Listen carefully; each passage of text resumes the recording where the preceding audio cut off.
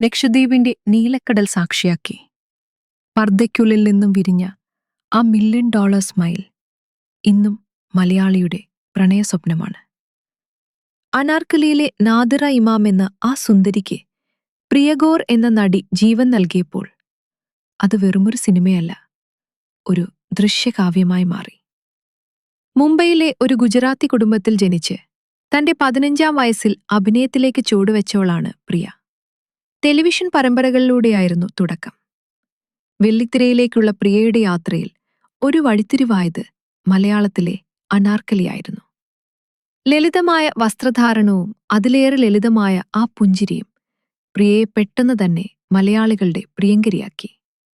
നാദിറയുടെ സൗന്ദര്യമെന്നത് അവളുടെ ആത്മവിശ്വാസത്തിലും ആഴമേറിയ കണ്ണുകളിലുമാണ്.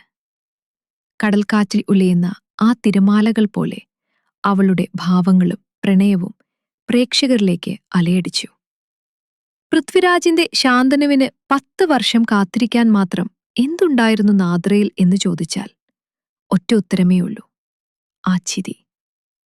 മഞ്ഞു പെയ്യുന്ന കാശ്മീരും വെയിൽ തിളങ്ങുന്ന ലക്ഷദ്വീപും ഒരുപോലെ അവളെ ലയിച്ചു ചേർന്നു. കാത്തിരിപ്പിന് പോലും ഒരു സൗന്ദര്യമുണ്ടെന്ന് ആ ചിരി നമ്മെ ഓർമ്മിപ്പിച്ചു. പ്രിയഗോറിന്റെ ജീവിതയാത്രയിലെ ഏറ്റവും തിളക്കമുള്ള അധ്യായം. വർഷങ്ങൾക്കിപ്പുറവും ആ ചിരി കാണുമ്പോൾ ശാന്തനുവിനെ പോലെ നമ്മളും അറിയാതെ പറഞ്ഞു പോകും: നാദിറ, നീ ഒരു കവിതയാണ്.